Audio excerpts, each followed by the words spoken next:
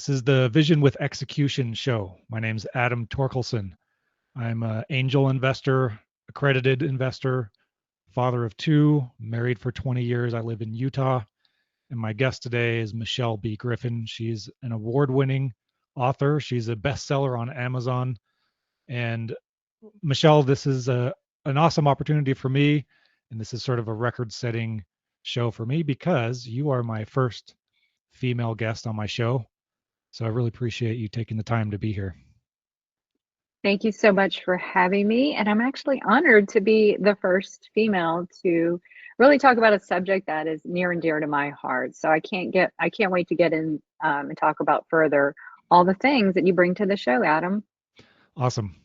So, two of the main questions I always ask everybody, and hopefully you've had a little bit of chance to think about this already, given that I know you're a driven person. So, those of us who start our own companies and who have a lot of drive, we're pretty good at imagining what we want to accomplish first, like creating a vision in our minds and then Mhm. going out and getting it done, executing on it. So, my first question I always ask my guests is, what is your vision for 2025? That could be personal or in your business, whatever you've imagined in your head, whatever that vision you've created. I really would love to know.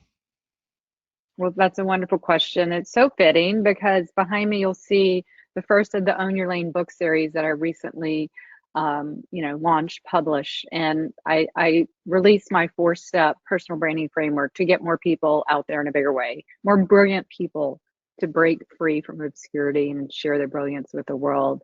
And the irony is, L, it's an Own Your Lane framework. L is launch your vision. You Oh, have to have a vision out there, and yeah. it's knowing what you want, where you want to go, and there's a twofold reason in that, and it's also knowing your purpose. Your professional purpose will drive that vision, and so that's why I'm dropping that in. So my vision for this year is to take this whole framework and me get out in a bigger way, speaking, training, being on podcasts with PR and publicity, and just to really empower people to get out there, to break free, to put themselves out there, the first thing, because let's face it, to own your lane, you first, and another passionate topic, it's all just one big circle, I guess, is to the cost of staying hidden and the power and the payoff of putting yourself out there. So for me, it's twofold. It's helping others do that and me doing the same and a international level at that. And so I'm very grateful the opportunity to talk about that and be here today. So, one of the things about owning your own lane, I think men and women approach that idea differently. And I don't know, I'm coming from a biased male perspective. So, when I think about owning my own lane, I really don't think about anybody else besides myself. When Mm-hmm. I think I'm going to go own my own lane and it doesn't matter who's in my way and no one's going to stop me, I'm not I'm not going to let somebody tell me I can't do it. I'm just going to go do it. If I imagine it in my head, then I expect it to become a reality. And that's just the way that I have always thought ever since I was a kid on my first paper route when I was 8 years old, having to get chased by dogs. You got to pedal pretty fast to get past Mm-hmm. those dogs. But women, on the other hand, and I'm just coming at this from the perspective of what my wife has told me. Mm-hmm. We've been married 20 years, and she's helped me see things a little bit better from a female perspective, which is owning your own lane has way more to do with how other people perceive you. The other people around you, you women care so much about the people around them and how those people feel. And you're always, women are trying so hard to help everybody feel good and comfortable and emotionally safe. And I Mm-hmm. don't know if that's just an innate trait that women have better than men, but of all the women I know in my life that I work with or that I'm related to, whether it's my own mom or my wife, my own daughter, you're so good at looking out for the other people that you're interacting with and trying to understand how they feel about the process. Whereas me, I'm just bulldozing ahead like a bull in a china shop, and I don't care what the fallout is. And there are definite pros, but also cons to that approach. So I'd love to give you a platform for talking to women who might be listening to my show. Frankly, there might be none at this point because I've had only men on my show. But if there are women listening to this, I'd love it if you'd talk to them about owning their own lane. Yeah, well, thank you. And that's a wonderful topic. And a year ago, I launched something called standoutwomen.org. And that is something, an initiative I see that there is a gap, that there's not enough, not only just visible women, but standout women. We might see you, but are you really standing out? Are you just tipping your toes? And I don't want to point the fingers at everyone's like this, because there are obviously men and women in all different shapes. We're all, owning our own lanes. But from personal experience, for me and for the clients that I've worked with, friends that I know, the vast majority of women are held back. And it can be twofold. It can be that empathy thing. We bring a very emotional side of things. When you're telling me about you being driven ever since you were 8 and doing your paper route, I immediately probably thought, I wonder what your Clifton strengths. It's probably like execution is your number one strength. I bet. Am I Yeah. right? Something Yeah. close? Yeah. Yeah. It Mine is. is empathy. I did the paid version a couple years ago, and mine was empathy. And when I found out my strength, that really told me a lot of why I do the things I do. And so it's really important to have self-awareness, self-realization on how we are. There's nothing wrong with how we are, but just realize it. And that's a lot of what I do in this framework, is really getting that internal clarity, because it's fine. We embrace who we are, and we just realize, okay, that's how I see the world.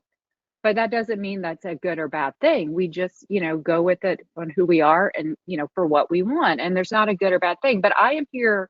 And the reason I created this framework, and I just want to get out here in such a big way, it's not about me. It's truly about those who have brilliance, women especially, who are just have the fear of being hidden and held back or waiting too long. The cost of staying hidden is tremendous. And I get it. We think this. What will people think of me? I don't want to be judged.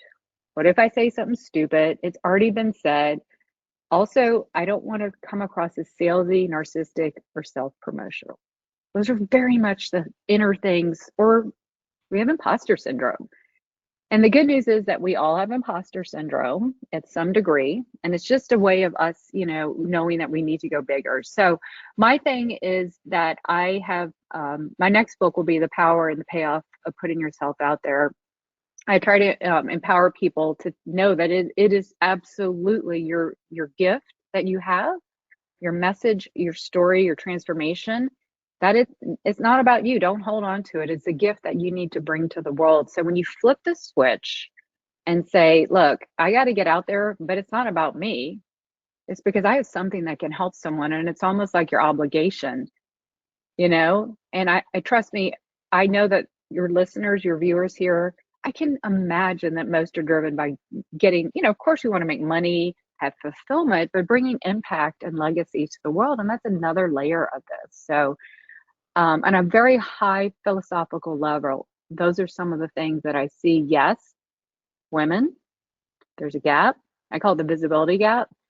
I'm trying to fix it. And let's acknowledge these fears, but let's flip the switch and say, it's not of self, it's of service. And that's how I tell you, when the days that I don't want to get out there, and there are those days a lot, I have that North Star guiding me, because I got to get back in the game. It's not about me. That's awesome. My 14-year-old daughter, I'm actually her coach for her basketball team.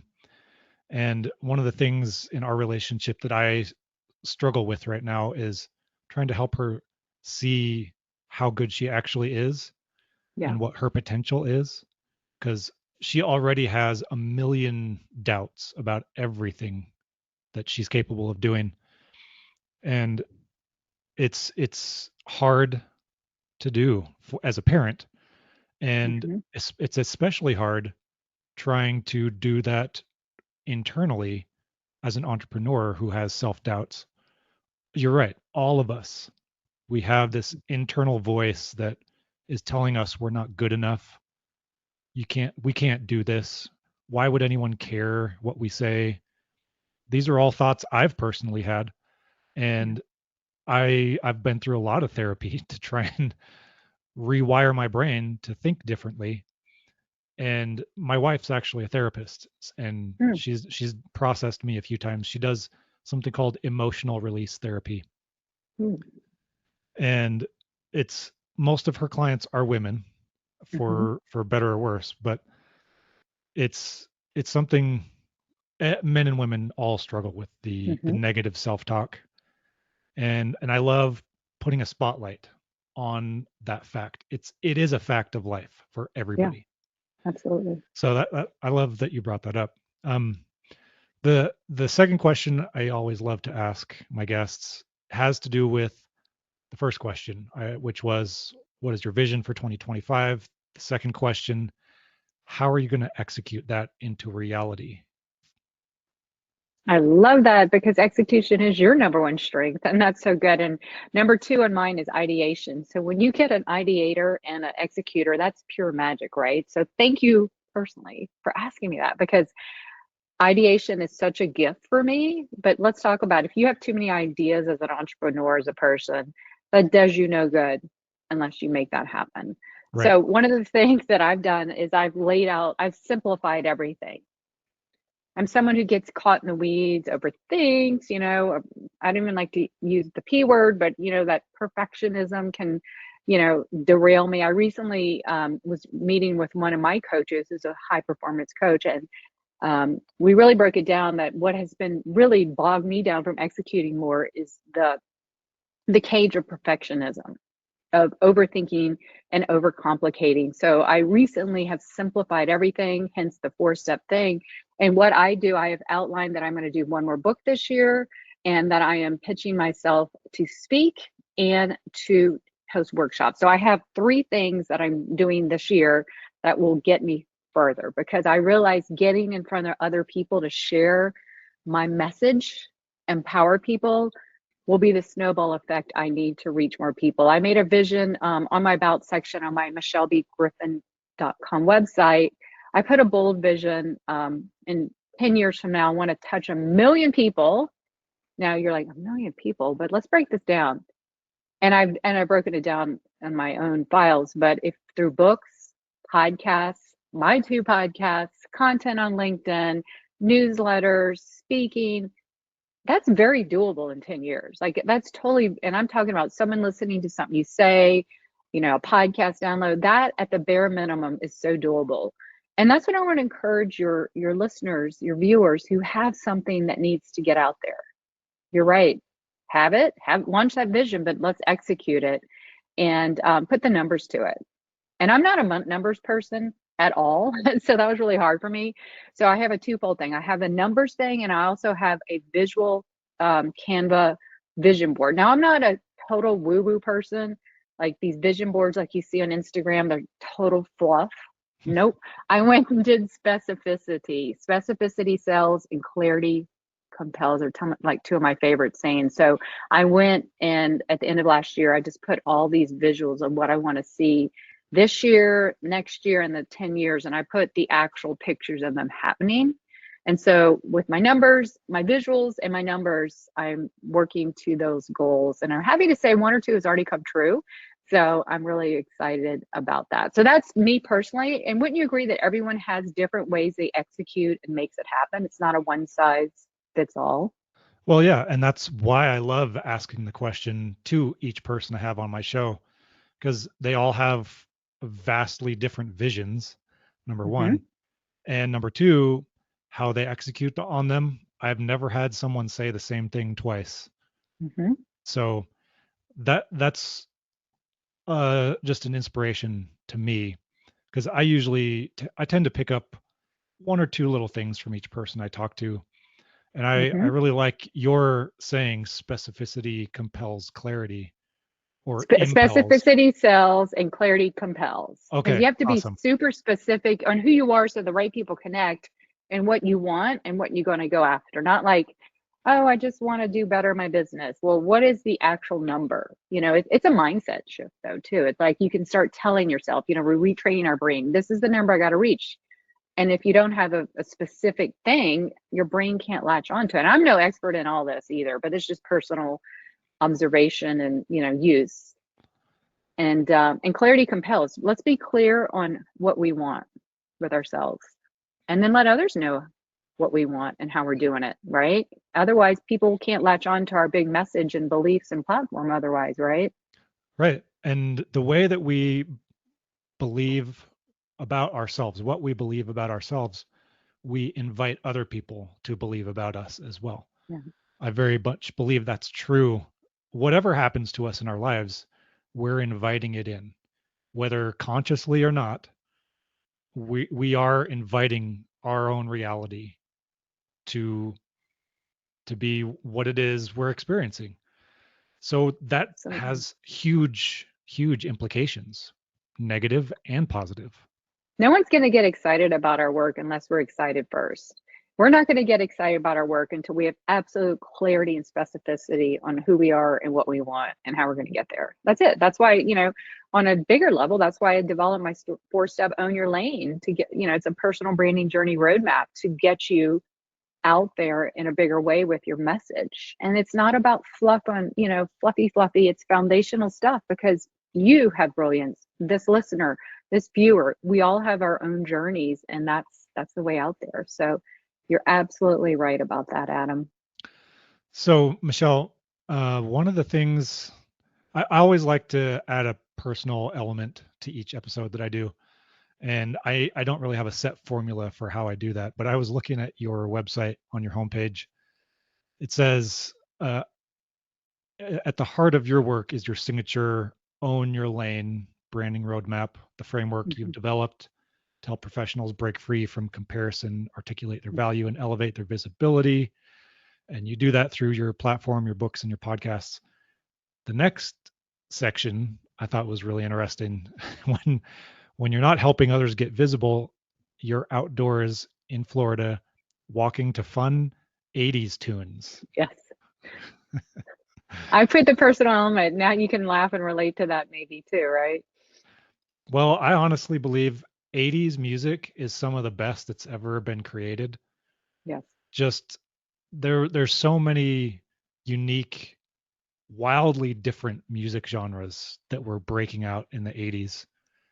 Mm-hmm. You had your country music, but then you had your pop, your disco, your rap was coming out in the 80s. Oh yeah, the Beastie All Boys, these genres, yeah. new And wave, the alternative. Yeah, it was a glorious time for music, and it's creative, and it matches my brand. And also, people always light up on it, because I don't care what your age is. Most people know and can recount a lot of '80s tunes because they're fun, they're upbeat, and we need so much of that now, right? So that's why I latch on to that. And I just love to dance. Now, if you ever ask me to sing karaoke 80s music, I would have to turn you down, because even though you ad lib, I cannot sing. It's an embarrassing thing, but that's why I make it up for it. I just love to dance and just be happy, be out there. But you see how I added that layer of personality and relatability in that thing right up front. Like, it could be buried in my about page, but I brought it up front because more people have told me that. And at the end of the day, we just want to start a conversation to build that human connection that we all crave and need more than ever.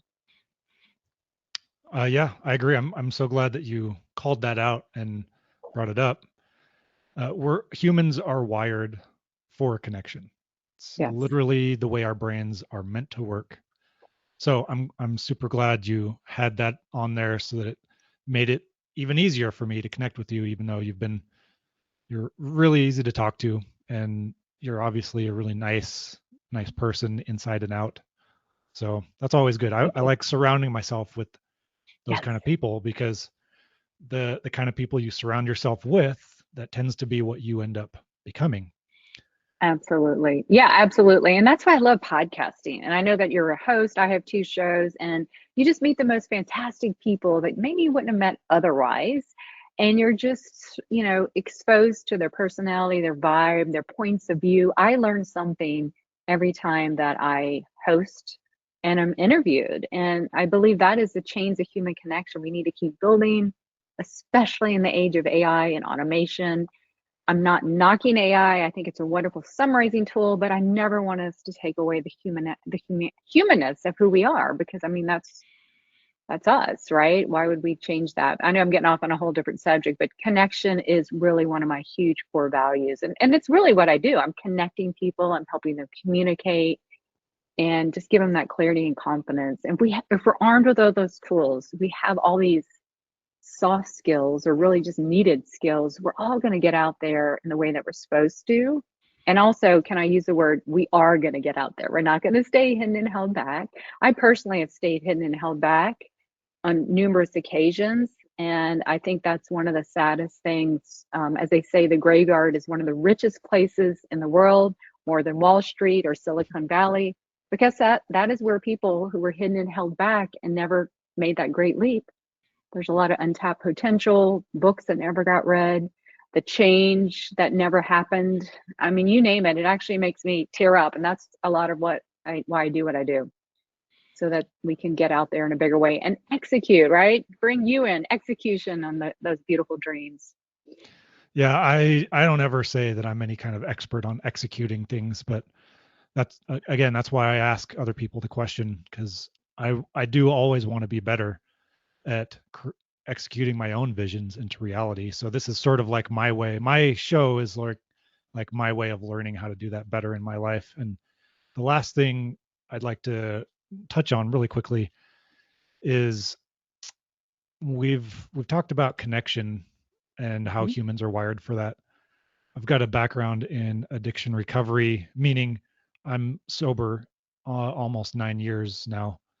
And Congrats. uh, thank you. One of the things I learned early on was that connection is the opposite of addiction. Mm. The the 12-step program really helps emphasize the concept of you can't do it by yourself, and that's a two-part thing. You have to recognize that there's a higher power, for one thing, Mhm. that's helping us, but also the reason why we go to these group meetings is because when we connect with other people that are going through the same thing, it gives us all power to step outside of the need that we're trying to fill with our Yeah, substance and connecting with humans, which is what we're actually trying to do. That's what our brain is trying to tell us to do. But we cut ourselves short when we put a substance in there instead of a human connection.